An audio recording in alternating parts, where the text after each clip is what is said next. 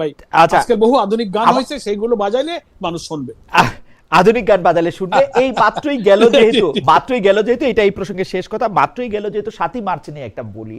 হ্যাঁ ঠিক আছে, আওয়ামী লীগ চেতনার ব্যবসা করছে, সেটা আপনারাও বলছেন, আমরাও অনেক সময় বলছি যে আওয়ামী লীগ এটা নিয়ে এটা করছে, কিন্তু তাই বলে আমরা আমাদের ৭১-এর ইতিহাস ঐতিহ্য, যারা এই ৭১-কে নেতৃত্ব দিয়েছেন তাদের কথা ভুলে যাব?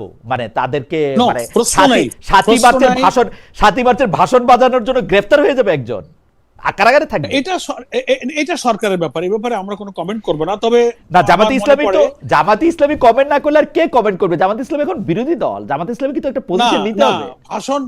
ভাষণ বাজানো নিয়ে কোনো ইস্যু আমাদের কাছে কথা বলার মতো পরিস্থিতি এখন তৈরি হয়নি।